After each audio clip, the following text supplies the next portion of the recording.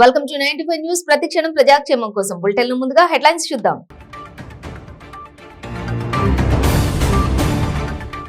Kadapa MP YS Avinash రెడ్డికి నోటీసులు జారీ చేసిన సిబిఐ. వైఎస్ వివేకానంద రెడ్డి హత్య కేసులో విచారణకు రావాలని పిలుపు.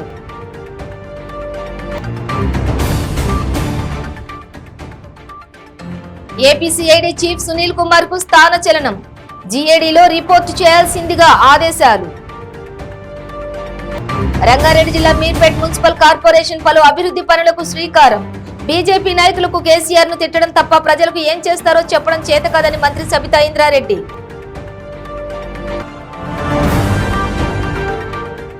ఇద్దరు పిల్లలతో కలిసి బాసర వద్ద గోదావరి నదిలో దూకి వివాహిత ఆత్మహత్య. పిల్లల స్కూల్ బ్యాగ్స్ చూసి గుర్తించిన బంధువులు. ఇక డీటెయిల్స్ చూస్తే వైఎస్ వివేకానంద రెడ్డి హత్య కేసులో సిబిఐ తొలిసారిగా బడా నేతలను ప్రశ్నించడం దృష్టి సారించింది. ఈ కేసులో ఇప్పటికే అనేక ఆరోపణలు ఎదుర్కొంటున్న కడప ఎంపీ వైఎస్ అవినాష్ రెడ్డికి నోటీసులు జారీ చేసింది. వివేక హత్య కేసులో ప్రశ్నించాల్సి ఉందని మంగళవారం ఉదయం 10:30 హైదరాబాద్ లోని తమ కార్యాలయానికి రావాలని ఆయనకు నోటీసు జారీ చేసింది.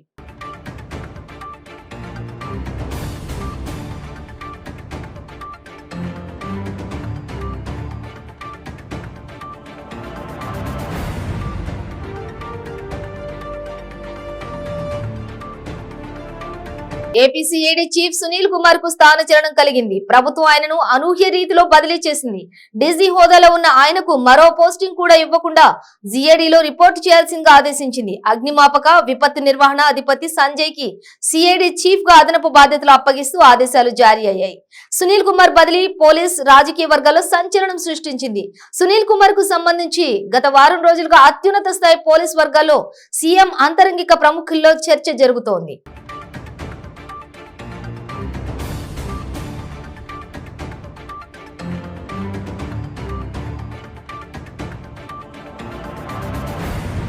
రంగారెడ్డి జిల్లా మీర్పేట్ మున్సిపల్ కార్పొరేషన్ 46వ డివిజన్ లో 40 లక్షల రూపాయలతో పలు అభివృద్ధి పనులకు మంత్రి సబితా ఇంద్రారెడ్డి శ్రీకారం చుట్టారు.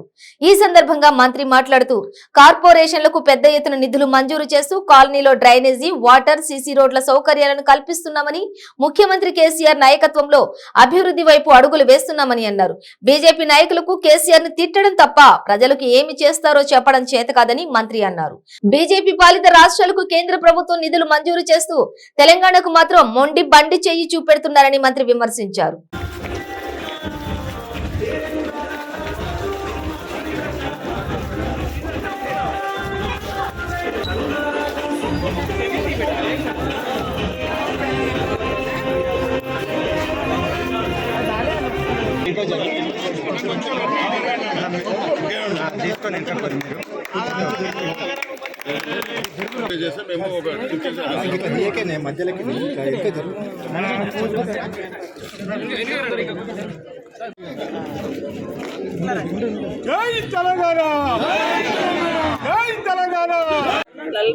వార్డు నవీన్ గౌడ్ గారు కార్పొరేటర్ గారు ఆధ్వర్యంలో గాంధీనగర్ కాలనీలో జరుగుతున్న అభివృద్ధి కార్యక్రమానికి ఇంకా చాలా డెవలప్మెంట్ చేయాల్సిన అవసరం ఉన్నది. ముఖ్యంగా డ్రింకింగ్ వాటర్ కానీ, డ్రైనేజ్ సిస్టమ్ కానీ అప్పుడు పాతది మార్చమని అడిగారు. కానీ కంప్లీట్ చేసి ఈరోజు కాలనీలో మంచి రోడ్లతో కాలనీ వాసులు కోరికలు తెచ్చి ఈరోజు కాలనీకి రావడం జరిగింది. చాలా గౌరవ ముఖ్యమంత్రి గారు ప్రతిసారి మాకు ఇస్తున్న ఆదేశాలు అదే పట్టణ ప్రగతి ద్వారా కాలనీలన్నీ కూడా బాగు చేయాలనే ప్రయత్నంలో మున్సిపాలిటీస్లలో పెద్ద ఎత్తున నిధులను స్పెండ్ చేస్తూ ఈరోజు అభివృద్ధి కార్యక్రమాలు చేసుకున్న సందర్భంలో పట్టణ ప్రగతి నిధులు ఇవ్వడం ఒకటైతే మేజర్ అవసరాలు డ్రింకింగ్ వాటర్ లాంటి వాటికి మన మహేష్ నియోజకవర్గంలోనే దాదాపు 210 కోట్ల రూపాయలు డ్రింకింగ్ వాటర్ కి సెకండ్ ఫేజ్ లో ఇవ్వడం జరిగింది. అవన్నీ కూడా ఈరోజు వర్క్ కంప్లీట్ అయిపోతుంది. ఆల్టర్నేటివ్ హైదరాబాద్ ఏ విధంగా అయితే ఎవ్రీడే వాటర్ ఇవ్వాలనుకుంటున్నారు అదే విధంగా ఇక్కడ కూడా ఇవ్వడానికి అవకాశం ఏర్పడుతుంది. ఈరోజు మీర్పేటలో కానీ బడంపేటలో కానీ పెద్ద ఎత్తున చేస్తున్న ఈ కార్యక్రమాలన్నీ కూడా తొందరలో పూర్తి చేసి ప్రజలందరూ కూడా అందించడం జరుగుతుంది. ఒక సోదరి మనం మాట్లాడుతూ ఒక మాట ఉంది, టీఆర్ఎస్ పార్టీ వచ్చిన తర్వాత గవర్నమెంట్ డెవలప్మెంట్ ఏంటి అనేది, ఇన్ఫ్రాస్ట్రక్చర్ ఏ విధంగా మారింది రాష్ట్ర వ్యాప్తంగా అనేది మేము ప్రత్యక్షంగా చూస్తూ ఉన్నాం. కాబట్టి ఈ ప్రభుత్వం చేస్తున్న పనులు ఈ విధంగా ఉన్నాయని తనే చెప్తున్న సందర్భంలో సంతోషం అనిపించింది. గౌరవ ముఖ్యమంత్రి గారు కేసీఆర్ గారు వచ్చిన తర్వాత రాష్ట్రంలో జరుగుతున్న అభివృద్ధి కానీ, రాష్ట్రంలో వచ్చిన మార్పు కానీ గమనించారు. ప్రతిపక్షాలలో అందులో బీజేపీ వాళ్ళకి నోరెత్తితే ముఖ్యమంత్రి గారిని తిట్టడం తప్పిస్తే ప్రజలకు మేము ఇది చేస్తామని ఒక్కసారి కూడా విడమర్చి చెప్పలేకపోతున్నాం. కాబట్టి ప్రజలు ఇదే గమనించమని కోరుతా ఉన్నారు. గత 9 సంవత్సరాల నుండి ఇక్కడ టీఆర్ఎస్ పార్టీ ఏ విధంగా అయితే కేసీఆర్ గారు ఇక్కడ అధికారంలో ఉన్నారో, ఈ 9 సంవత్సరాలు బీజేపీ కూడా కేంద్రంలో అధికారంలో ఉన్నదనే విషయాన్ని వాళ్ళు మర్చిపోతున్నారు. వాళ్ళకు కూడా ఈ రాష్ట్రం అభివృద్ధి పట్ల బాధ్యత ఉందనేది కూడా విస్మరించిపోతా ఉన్నారు. వేరే రాష్ట్రాలకు, అన్ని రాష్ట్రాలకు బీజేపీ పాలిత ప్రాంతాలకు కావాల్సిన నిధులు మంజూరు చేస్తారు, కానీ మన రాష్ట్రానికి కావాల్సిన నిధులకు మోకాలు అడ్డుతున్న సందర్భాన్ని చదువుకున్న విజ్ఞులైన వాళ్ళు ఖచ్చితంగా ఆలోచించాలి. ఈరోజు మాట్లాడుతున్న సందర్భంలో ముఖ్యమంత్రి గారు కేసీఆర్ గారు కానీ, కేటీఆర్ గారు కానీ, రాష్ట్ర ప్రభుత్వంలో ఎవరమైనా ఎప్పుడు మాట్లాడినా ప్రజల పట్ల బాధ్యతతో మాట్లాడటం, ఈ రాష్ట్రం అభివృద్ధి గురించి తపన పడుతూ మాట్లాడటం. కానీ బీజేపీ పార్టీకి సంబంధించిన ఏ నాయకుడు మాట్లాడినా కేంద్రం నుండి వచ్చిన ప్రధానమంత్రి గారితో మొదలు పెడితే కింద మంత్రులతో పాటు కింద ఉన్న వాళ్ళందరికీ, కేంద్ర మంత్రులతో పాటు కింద ఉన్న వాళ్ళందరికీ కూడా రాగానే ముందు కేసీఆర్ గారిని కామెంట్ చేయడం తప్పిస్తే ఈ రాష్ట్రానికి ఇది చేస్తాము, ప్రజలకు మేము ఇది చేస్తామని చెప్పే ధ్యాస వాళ్ళకి లేదనేది దయచేసి గమనించమని ప్రజలందరూ కోరుకుంటున్నారు. బాసర వద్ద గోదావరి నదిలో నిజామాబాద్ పట్టణం గోల్ హనుమాన్ కాలనీకి చెందిన మానస తన ఇద్దరు పిల్లలు బాలాదిత్య, భవ్యశ్రీతో కలిసి నదిలో దూకి ఆత్మహత్యకు పాల్పడింది. పోలీసులు, బంధువులు తెలిపిన వివరాల ప్రకారం 4 ఏళ్ల క్రితం భర్త చనిపోవడంతో మానస నిజామాబాద్ లో సోదరుడు సందీప్ దగ్గర పిల్లలతో ఉంటోంది. మానస నిజామాబాద్ లోని ఓ వస్త్ర దుకాణంలో పనిచేస్తూ ఉపాధి పొందుతుంది. సోమవారం ఇద్దరు పిల్లలను పాఠశాలకు పంపిన మానస ఆ తర్వాత షాపుకు వెళ్తున్నానని ఇంట్లో చెప్పి పిల్లలను స్కూల్ నుంచి తీసుకుని బాసరకు వచ్చింది. భక్తులు స్నానాలు ఆచరించే స్నానఘట్టం వద్ద పిల్లలతో కలిసి నదిలోకి వెళ్లి ఆత్మహత్య చేసుకుంది. స్నానఘట్టం వద్ద బురదతో పాటు నీరు ఎక్కువగా ఉండడంతో ప్రాణాలు వదిలారు. ఒడ్డున ఉన్న పిల్లల స్కూల్ బ్యాగ్స్ చూసి బంధువులు గుర్తుపట్టారు. గజ ఈతగాళ్లతో మృతదేహాలను వెలికించి పోలీసులు ఒడ్డుకు చేర్చారు.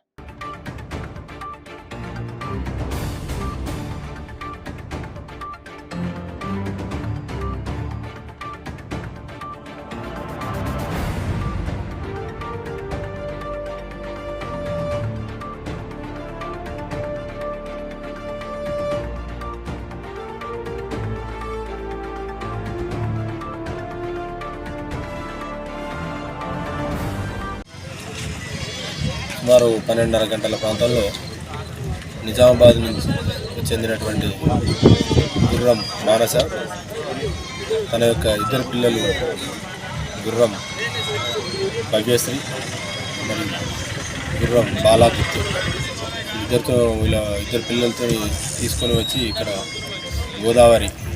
బాసర గోదావరి గంగా హారతి పాయింట్ వద్ద ఆమె ఎవరు లేని సమయంలో గోదావరిలోకి ఇద్దరు పిల్లలతో పోయి సూసైడ్ చేసుకోవడం జరిగింది.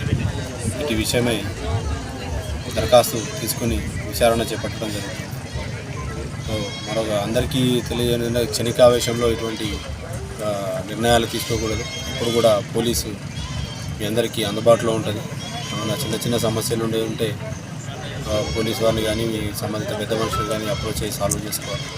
సో ఇటువంటి ఆత్మహత్యలు చేసుకోవడం ఏ సమస్యకు కూడా పరిష్కారం కాదు. కాబట్టి ఇటు విషయాన్ని అందరూ కూడా గమనించాలని కోరుతున్నాను. అంటే ఏమైనా అనుమానాలు గిట్ల ఉన్నాయండి? ఇప్పటివరకు వాళ్ళ సంబంధించినటువంటి బంధువుని వాళ్ళందరినీ విచారించి దీని మీద పూర్తిగా దర్యాప్తు చేసి అటువంటి అనుమానాలు అవేమి ఉంటే కూడా వాటిని కూడా పరిగణలోకి తీసుకుని పూర్తి స్థాయిలో విచారణ చేయాలి. తిరుపతి జిల్లా గూడూరు పట్టణ పరిధిలోని గోగినేనిపురం గ్రామంలో దారుణం చోటు చేసుకుంది. మామిడి పద్మావతి అనే వివాహితపై అతని భర్త మనోహర్ దాడి చేసి బండరాయితో తలపై మోదటంతో గాయాల పాలైన పద్మావతి గూడూరు ప్రభుత్వ ఏరియా ఆసుపత్రిలో చికిత్స పొందుతోంది. బాధితురాలు కథనం మేరకు గోగినేనిపురం గ్రామానికి చెందిన పద్మావతి మరియు చెన్నూరు గ్రామానికి చెందిన మనోహర్ తో సుమారు 14 సంవత్సరాల క్రితం వివాహమైంది. వారికి 2 పిల్లలు ఉన్నారు. గత 8 నెలలుగా భర్త భార్యల మధ్య మనస్పర్ధలు నెలకొనడంతో విడివిడిగా కాపురం ఉంటున్నారు. ఈ క్రమంలో పద్మావతి భర్త మనోహర్ గోగినేనిపురంలోని పద్మావతి ఇంటికి రావడంతో ఆమె తన పిల్లలను చూడాలని భర్తను కోరడంతో వారి మధ్య గొడవ చోటు చేసుకుంది. ఈ క్రమంలో అందుబాటులో ఉన్న రాయితో మనోహర్ పద్మావతిపై దాడి చేశారని ఆమె పేర్కొన్నారు.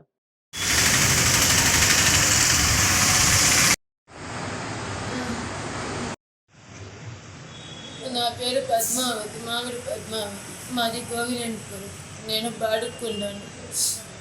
నేను ఇంటి బాడు కట్టుకొని పనికి వేసి వచ్చి రెంట్ కట్టుకుంటా ఉన్నాను. మా ఆయన వదిలేసి 8 నెలలు అయింది. ఈరోజు వచ్చాడు, బిడ్డలు చూడాలా, ఎక్కడుండవు పోయావు జంగమోడా, నా బిడ్డలు ఎక్కడ, మా ఇంటి బిడ్డలు ఎక్కడుండారు అని అడిగాను. దానికి గుదిబండ తీసి తల మీద నెత్తురు మండలాలు కారేట్టుగా కొట్టాడు. బిడ్డలు చూపించమని చెప్పిన దానికి తలకాయ పగలు నవ్వుతే దానికి నాకంటూ కూడా పుట్టిన వాళ్ళు అనందమ్ములు కూడా కొట్టుకో సబ్బుకో అని చెప్పారు. అప్పుడు వాళ్ళు కూడా చదివిచ్చినట్టే కదా. సపోజ్ వాళ్ళ బిడ్డలకు కూడా అలాంటి పరిస్థితి వస్తే ఇలాగే చేస్తారు. కూడా పుట్టిన వాళ్ళు అయినా సరే కట్టుకున్న వాడికన్నా అగ్ని సాక్షిగా బొట్టు కట్టినవాడికన్నా వాడికన్నా పాపి పీత అనేది ఉండదా, దయాదాస్యమా ఉండదా? నమ్మి వచ్చిన ఆడదానికి ఇలానే మోసం చేస్తారు ఒక భర్తనే. వాడు ఆడది ఎలా బతకాలా, ప్రపంచంలో ఎలా తలెత్తుకుని తిరగలుగుతుంది? ఎన్నికలకు ముందు పాదయాత్రలో అధికారంలోకి వస్తే ప్రతి సంవత్సరం జాబ్ క్యాలెండర్ విడుదల చేస్తామని చెప్పి ఇంతవరకు ముఖ్యమంత్రి జగన్మోహన్ రెడ్డి అమలు చేయలేదని పీడీఎఫ్ పట్టాభద్రుల ఎమ్మెల్సీ అభ్యర్థి మీగడ వెంకటేశ్వర్ రెడ్డి వెల్లడించారు. గూడూరు పట్టణంలోని జరిగిన విలేకరుల సమావేశంలో ఎమ్మెల్సీ అభ్యర్థి పాల్గొన్నారు. ప్రకాశం, నెల్లూరు, చిత్తూరు జిల్లాల పీడీఎఫ్ పట్టాభద్రుల ఎమ్మెల్సీ అభ్యర్థి మీగడ వెంకటేశ్వర్ రెడ్డి గూడూరు పట్టణంలో పలువురు పట్టాభద్రులను కలిసి తనను గెలిపించాలని కోరారు. నిరుద్యోగులకు ఇచ్చిన హామీలు వైసీపీ ప్రభుత్వం అమలు చేయకుండా వారిని మోసం చేసిందని అన్నారు. నా పేరు మేగడ వెంకటేశ్వర రెడ్డి. ప్రకాశం, నెల్లూరు, చిత్తూరు జిల్లాల పీడీఎఫ్ తరఫున పోటీ చేస్తున్నటువంటి గ్రాడ్యుయేట్ ఎమ్మెల్సీ అభ్యర్థిని. ఈరోజు క్యాంపెయిన్లో భాగంగా ఈ ప్రాంతం గూడూరు రావడం జరిగింది. ప్రధానంగా ఈరోజు ఉపాధ్యాయులు, ఉద్యోగులు, నిరుద్యోగులు, పెన్షనర్స్ వైపున మేము ప్రాతినిధ్యం చేస్తున్నాం. మేము ఏ రాజకీయ పార్టీకి చెందిన వ్యక్తులం కాము. ప్రధానంగా ఈరోజు మేము ప్రజలు ఆలోచించే వైపుగా కూడా ప్రభుత్వం అనేక హామీలు ఇచ్చి నిరుద్యోగుల్ని ఈరోజు మోసం చేసిందనే అభిప్రాయంలో నిరుద్యోగులు ఉన్నారు. ప్రధానంగా రాష్ట్రంలో దాదాపుగా 50,000 టీచర్ పోస్టులు ఖాళీగా ఉన్నాయి. అదేవిధంగా 1,73,000 పోస్టులు పైగా రాష్ట్రంలో అన్ని రంగాలలో ఉద్యోగాలు ఖాళీగా ఉన్నాయి. కానీ ప్రభుత్వం భర్తీ చేస్తామని హామీ ఇచ్చింది. రెగ్యులర్గా షెడ్యూల్ ప్రకటిస్తామని పాదయాత్రలో హామీ ఇచ్చారు. కానీ నేటికి ఆ వైపుగా చర్యలు శూన్యం. ప్లస్ రెండోది, రాష్ట్రంలో దాదాపు 60,000 మంది కాంట్రాక్ట్ ఎంప్లాయీస్ పనిచేస్తున్నారు. 1,75,000 మంది అవుట్సోర్సింగ్ ఎంప్లాయీస్ రోజువారీ కూలీ కంటే అతి తక్కువ వేతనంతో నెలకు 12,000 రూపాయల జీతంతో పనిచేస్తున్నటువంటి పరిస్థితి రాష్ట్రంలో ఉంది. వీళ్ళందరినీ కూడా రెగ్యులర్ చేస్తామని చెప్పేసి ప్రభుత్వం పాదయాత్ర సమయంలో హామీ ఇచ్చింది. కానీ ఆ వైపుగా చర్యలు శూన్యం. మరి ఈరోజు కనీసం వీళ్ళందరి విషయాలు, అదేవిధంగా ప్రైవేట్ స్కూళ్ళలో దాదాపు 1,00,000 మందికి పైగా ఉపాధ్యాయులు పనిచేస్తున్నారు. వాళ్ళకి ఎవరికి కూడా మరి ఈపీఎఫ్ లేదు, ఉద్యోగ భద్రత లేదు, ఈహెచ్ఎస్ లేదు. అనేక పిహెచ్డీలు, ఎంఎస్సీలు చేసిన వాళ్ళు కూడా పనిచేస్తున్నారు. కానీ వాళ్ళకి అలా కనీసం వాళ్ళకి 15,000, 20,000 కంటే జీతం లేని పరిస్థితి రాష్ట్రంలో కనపడతా ఉంది. లేవు. మరి ఈరోజు ప్రభుత్వంతో మాట్లాడితే ఏదైనా సరే ఒక సమస్య కోసం ధర్నా చేస్తే ఉద్యోగులను, ఉపాధ్యాయులు మొత్తాన్ని ఇలా అరెస్ట్ చేసి జైలులో పెట్టే పరిస్థితి ఉంది. ఏది ఏమైనా రాష్ట్రంలో మరి ఆర్థిక ఎమర్జెన్సీ కొనసాగుతుందన్న పరిస్థితులు రాష్ట్రంలో నెలకొని ఉన్నాయి. మరి వాస్తవంగా ఉద్యోగులకి, ఉపాధ్యాయులకి, పెన్షనర్స్కి ప్రతి నెల 1వ తారీఖు జీతాలు చెల్లించాలి. ఆ తర్వాత ప్రభుత్వ బిల్లులు పెట్టుకోవాలి. ఆ తర్వాత కాంట్రాక్టులు చెల్లించాలి. ఇంకా అదనంగా ఉంటే మీ ఇతర వాటికి దేనికైనా ఖర్చు పెట్టుకోవచ్చు. కానీ పూర్తి రివర్స్లో ఈరోజు మరి ఈ చర్య కొనసాగుతూ ఉంది. ఉద్యోగుల జీతాలు 1వ తారీఖు చెల్లించాలని, నిరుద్యోగులందరికీ కూడా మరి ఉద్యోగాలు కల్పన చేయాలని, కాంట్రాక్ట్ ఎంప్లాయీస్ మొత్తాన్ని రెగ్యులర్ చేయాలని చెప్పేసింది. అదేవిధంగా కేజీబీవీ స్కూళ్ళల్లో ఉన్న పోస్టులు మొత్తాన్ని రెగ్యులర్ చేయాలని చెప్పేసింది. నేను రేపు ప్రభుత్వం ప్రజల భద్రత కోసం ట్రాఫిక్ రూల్స్ ను, రహదారి భద్రతా చట్టాలను తీసుకువచ్చినప్పటికీ ప్రజలు కూడా బాధ్యతగా రోడ్ సేఫ్టీ నియమాలను పాటించడం ద్వారా ప్రమాదాలను నివారించవచ్చని కాకినాడ జిల్లా ఎస్పీ రవీంద్రనాథ్ బాబు పేర్కొన్నారు. కాకినాడ భానుగుడి సెంటర్ లో జిల్లా రవాణా శాఖ, Medicover hospital, Aditya degree college సంయుక్త ఆధ్వర్యంలో రోడ్ సేఫ్టీ అవేర్నెస్ ర్యాలీ జరిగింది. కార్యక్రమానికి డిటిసి మోహన్ అధ్యక్షత వహించగా జిల్లా ఎస్పీ రవీంద్రనాథ్ బాబు ముఖ్య అతిథిగా పాల్గొని జెండా ఊపి బెలూన్స్ ను గాలిలోకి విడిచిపెట్టి సేఫ్టీ అవేర్నెస్ ర్యాలీని ప్రారంభించారు.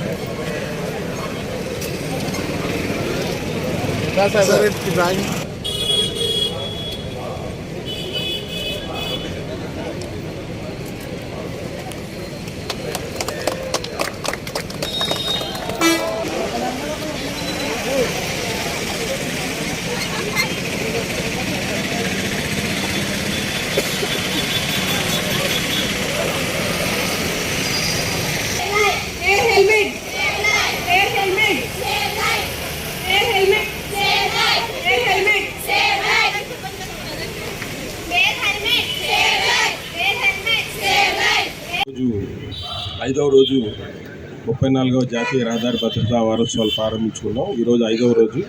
ఈరోజు ఆదివారం అయినందువలన వాకథాన్ కార్యక్రమం పెట్టాలని చెప్పి మన రవాణా శాఖ కమిషనర్ గారు ఇచ్చిన ఆదేశాల మేరకు ఈరోజు మనం కాకినాడ టౌన్లో ఇంపార్టెంట్ సెంటర్ అయినటువంటి పానుగుడి సెంటర్ నుంచి సర్పవరం సెంటర్ వరకు కూడా ఈరోజు వాకథాన్ కార్యక్రమం ప్రజలందరికీ కొంచెం అవగాహన కల్పించడానికి ఈ యొక్క కార్యక్రమం ఏర్పాటు చేసినాం. ఈ కార్యక్రమానికి మరి ఈరోజు చాలా బిజీ షెడ్యూల్ ఉన్నా కూడా వచ్చి పార్టిసిపేట్ చేస్తున్న ఎస్పీ గారిని అభినందిస్తున్నాను. అలాగే ఎస్పీ గారిని కూడా మరి ఈ రహదారి ప్రమాదాలు నివారించడానికి మనం అందరికీ కూడా ఇలాంటి అవగాహన సదస్సులు ఏర్పాటు చేస్తున్నాం. జనరల్గా ఇది కొత్త సంవత్సరంలో మొదటి వారం జరిపేవాళ్ళం. మరి ఇప్పుడు కేంద్ర ప్రభుత్వం దీన్ని 3వ వారం జరపాలని నిర్దేశించిన దానివల్ల మరి 3వ వారం జరుపుకుంటున్నాం. మరి రహదారి భద్రతా నియమాలు అందరూ పాటించి మరి గత సంవత్సరం కూడా మనకు దాదాపు 1000 మంది దాకా క్షతగాత్రులు అయ్యారు. 350 మంది చనిపోయారు కాకినాడ జిల్లాలో. అంటే రోజుకొకరు చనిపోతున్నారు, రోజుకు 4 గాయపడుతున్నారు. వాళ్ళందరికీ గాయపడిన వాళ్ళకి సేవలు అందించడంలో అందరూ మెడికల్ టీం అంతా కూడా చాలా సిద్ధంగా ఉన్నారు. కానీ అసలు ప్రమాదాలే నివారించడానికి చేసే కార్యక్రమాలు చేయవలసిందిగా ప్రభుత్వం ఇచ్చిన ఆదేశాల మేరకు ఈ యొక్క కార్యక్రమం పెడుతున్నాం. మీ అందరూ వచ్చినందుకు ధన్యవాదాలు. 5 డేస్ నుంచి మన రాష్ట్ర వ్యాప్తంగా రోడ్ సేఫ్టీ వీక్ని సెలబ్రేట్ చేసుకుంటున్నాం.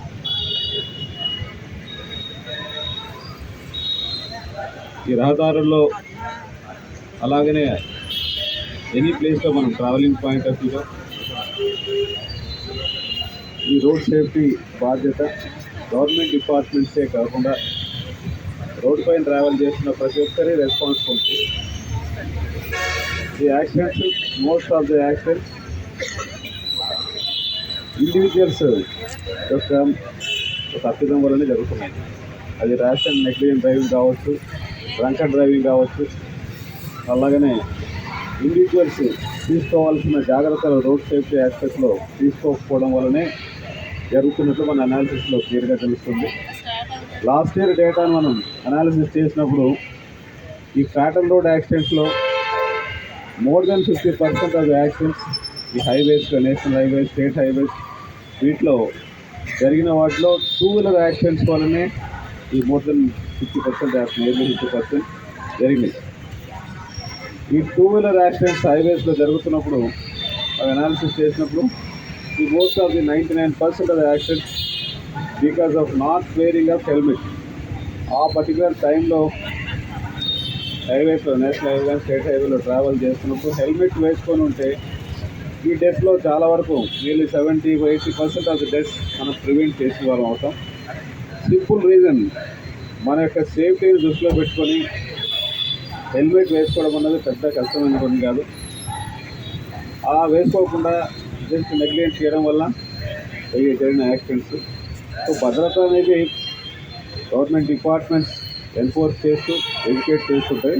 బట్ ఇండివిజువల్స్ కూడా రోడ్ మీద ట్రావెల్ చేసే వారి యొక్క ప్రతి ఒక్కరి బాధ్యత. అన్ని గవర్నమెంట్ డిపార్ట్మెంట్స్ హెల్ప్తో మనం ఈ భద్రతా నియమాలు ఖచ్చితంగా రోడ్ సేఫ్టీ నామ్స్ పాటించగలిగితే లాస్ట్ ఇయర్లో ఏదైతే మనం నియర్లీ 350 దాకా అయిన ఫ్యాటల్ రోడ్ యాక్సిడెంట్స్ను ఖచ్చితంగా ఈ ఇయర్ మనం దాని ఖచ్చితంగా బిలో 300, అంటే 250 to 300 లోపల మనం తగ్గించిన వాళ్ళం అవుతాము. సో అందరి సహకారంతో ఈ కమింగ్ ఇయర్లో ఈ రోడ్ సేఫ్టీకి మనం చాలా ఇంపార్టెన్స్ ఇచ్చి ఈ ఫ్యాటల్ రోడ్ యాక్సిడెంట్స్ను ఖచ్చితంగా తగ్గించగలుగుతామని చెప్పేసి నేను ఆశిస్తున్నాను. Thank you. మన రాష్ట్రంలో అన్ని దగ్గరలో కూడా మోర్ దెన్ 15% to 20% కూడా డెత్స్ యాక్సిడెంట్స్ ఇంప్రూవ్ అయ్యాయి. మీ యొక్క సహకారం వల్ల, మీరు ఇచ్చిన సూచనల వల్ల, అట్లాగే మీరు 8 మొబైల్ జోన్స్ పెట్టడం వల్ల కూడా ప్రమాదం జరిగిన వెంటనే 15 to 20 minutes లోపల వాళ్ళ హాస్పిటల్ తీసుకెళ్లే యొక్క కార్యక్రమం కూడా మన జిల్లాలో విజయవంతంగా నడుస్తుంది. Thank you very much sir. అట్లాగే చాలామంది అంటే మనకు ఇండైరెక్ట్గా చాలామంది ప్రాణాలు కాపాడమన్న ఒక సంతృప్తి అయితే డిపార్ట్మెంట్లో ఉంటుంది. అలాగే ఇప్పుడు చాలామంది సార్ ఇప్పుడు మాజీ ముఖ్యమంత్రి నారా చంద్రబాబు నాయుడు, నారా లోకేష్ పుట్టినరోజు సందర్భంగా నరసాపురంలో మాజీ ఎమ్మెల్యే బండారు మాధవ్ నాయుడు ఆధ్వర్యంలో పుట్టినరోజు వేడుకలు ఘనంగా జరుపుకున్నారు. ఈ సందర్భంగా మాట్లాడుతూ యువ నాయకుడు నారా లోకేష్ యువగళం అనే పేరు మీద కుప్పం నుండి ఇచ్చాపురం వరకు 27వ తేదీన చేపట్టబోయే పాదయాత్రను జయప్రదం చేయాలని కార్యకర్తలకు పిలుపునిచ్చారు. ఆంధ్ర రాష్ట్రంలో డిగ్రీ పూర్తి చేసిన యువతకి ఏ విధమైన ఉద్యోగ అవకాశాలు లేకపోవడంపై యువత సమస్యలను తెలుసుకునే ఉద్దేశంతో ఈ యాత్ర చేస్తున్నారని చెప్పి అన్నారు.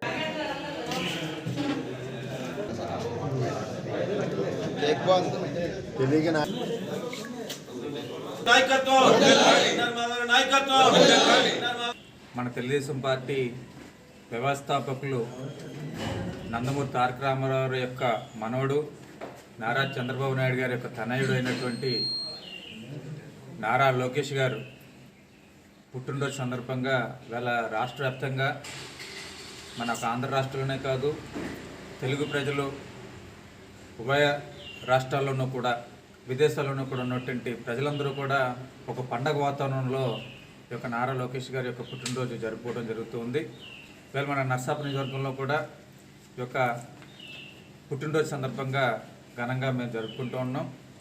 వాళ్ళు ఏదైతే ఈ యొక్క జగన్మోహన్ రెడ్డి యొక్క పరిపాలనలో అన్ని వ్యవస్థలు కూడా నిర్వీర్యం అయిపోయినాయి, ఎవరికి కూడా ఉపాధి అవకాశాలు అనేది లేకుండా పోయింది, లా అండ్ ఆర్డర్ అనేది సర్వనాశనం అయిపోయింది, ఓవరాల్గా రాష్ట్రం అంతా కూడా సర్వనాశనం అయినటువంటి సందర్భంలో వీళ్ళందరూ కూడా చంద్రబాబు నాయుడు యొక్క నాయకత్వంలో లోకేష్ చాలా యాక్టివ్గా ఉండాలి, లోకేష్ యొక్క నాయకత్వం కావాలని చెప్పేసి కూడా అందరూ కూడా కోరుకుంటూ ఉన్నారు.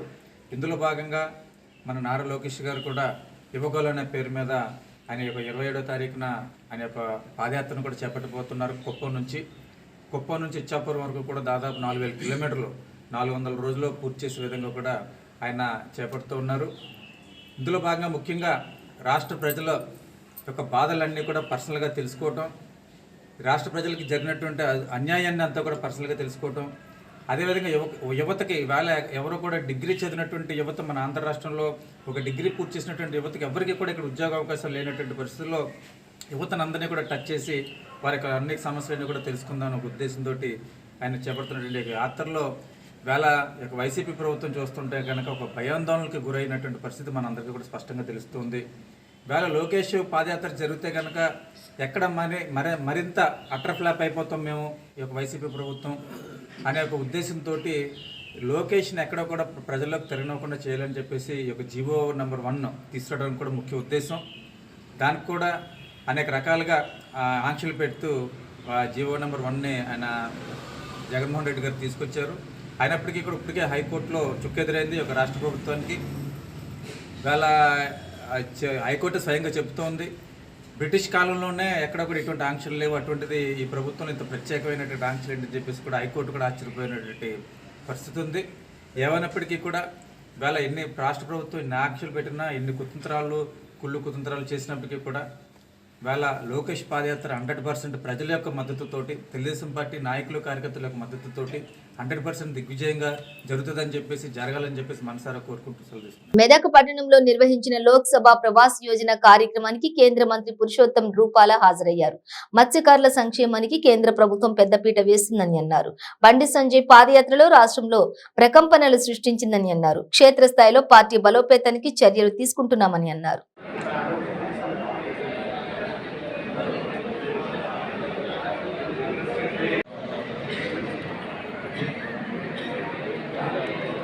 छोटी सी बात बताना चाहूँगा कि आप 2 साल से पहले का भारत सरकार के मत्स्य विभाग का खर्चा देखोगे तो ये 18 में हमारा विभाग का सर्जन हुआ। इससे पहले 2000 करोड़ 3000 करोड़ के बीच में सालाना एक्सपेंडिचर इनका होता था पूरे देश का। हमारे प्रधानमंत्री जी ने इस विभाग को स्वतंत्र बनाने के साथ ही प्रधानमंत्री मत्स्य संपदा योजना 20,000 करोड़ का योजना देके प्रारंभ किया। एक तरह से 10 गुना बजट इस विभाग को देकर इस कार्यक्रम को अमली जामा पहनाने का काम किया। आप सब लोग जानते होंगे कि किसानों को किसान क्रेडिट कार्ड అల్వాల్ సర్కిల్లో శాందర్ మండి రెస్టారెంట్ ను మల్కాజిగిరి నియోజకవర్గం ఎమ్మెల్యే మైనంపల్లి హనుమంతరావు ముఖ్య అతిథిగా హాజరై ప్రారంభించారు. ఈ సందర్భంగా ఆయన మాట్లాడుతూ వినియోగదారులకు రుచికరమైన ఆహారాన్ని అందించి మన్ననలు పొందాలని తెలిపారు. ఈ కార్యక్రమంలో విశిష్ట అతిథి ప్రముఖ టీవీ ఆర్టిస్ట్ చెన్నమనేని వాసు, రాజశేఖర్, స్థానిక కార్పొరేటర్ రాజ్ జితేందర్నాథ్, కార్పొరేటర్ ప్రేమ్ కుమార్ తదితరులు పాల్గొన్నారు.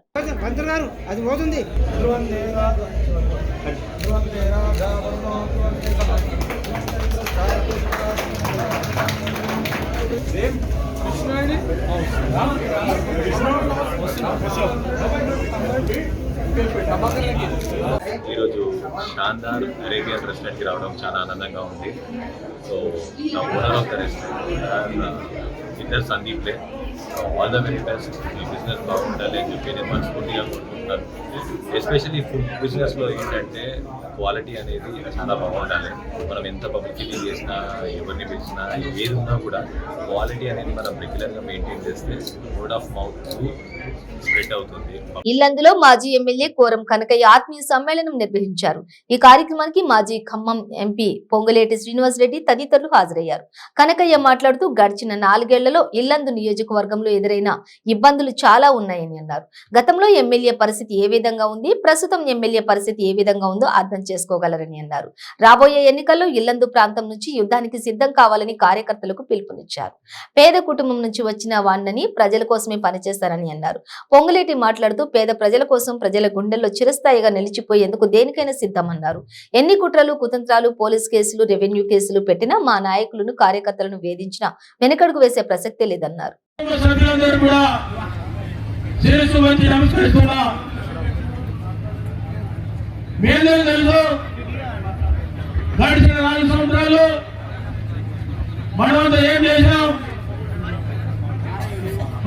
ఇబ్బందులు ఏంటి దాన్ని దృష్టిలో పెట్టుకుని ఈ రోజు మనం ఆత్మీయ సమ్మేళన అండగా నాయకత్వం ఏర్పాటు చేసుకోవడం, ఇవన్నీ కూడా సంబంధించినటువంటి ఎంపీ శివాజీ గారు, ఝాన్సీ గారు, వెంకరెడ్డి గారు, నాగేశ్వరరావు గారు, అదేవిధంగా భయానికి సంబంధించినటువంటి పెద్దలు శంకు సత్యరెడ్డి గారు కూడా ఎటు ప్రయాణం చేస్తాడు సిద్ధంగా ఉండాలి. బండ్లో ముందనుకున్నాం. 18 సార్వత్రిక ఎన్నికల్లో ఆనాడు టిఆర్ఎస్ పార్టీ అధినేత, ఆనాటి ముఖ్యమంత్రి గారు, ఈనాటి గౌరవ ముఖ్యమంత్రి గారు చంద్రశేఖరరావు గారు ఏదైతే ఎన్నికల వేదిక మీద అనేక వేదికలు, అది ఇల్లందు కావచ్చు, పినపాక నియోజకవర్గం కావచ్చు, మదన నియోజకవర్గం కావచ్చు, వారితో పాటు వారి పక్కనే కూర్చున్నప్పుడు పోడు భూముల సమస్య ఆనాడు వచ్చింది. బులెటిన్ ముగించే ముందు హెడ్లైన్స్ మరోసారి. కడప ఎంపీ వైఎస్ అవినాష్ రెడ్డికి నోటీసులు జారీ చేసిన సిబిఐ. వైఎస్ వివేకానంద రెడ్డి హత్య కేసులో విచారణకు రావాలని పిలుపు.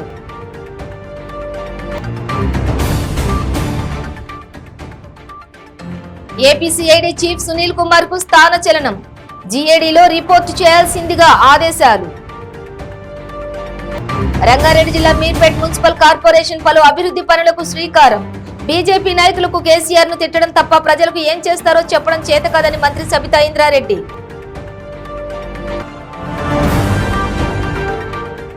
ఇద్దరు పిల్లలతో కలిసి బాసర వద్ద గోదావరి నదిలో దూకి వివాహిత ఆత్మహత్య. పిల్లల స్కూల్ బ్యాగ్స్ చూసి గుర్తించిన బంధువులు.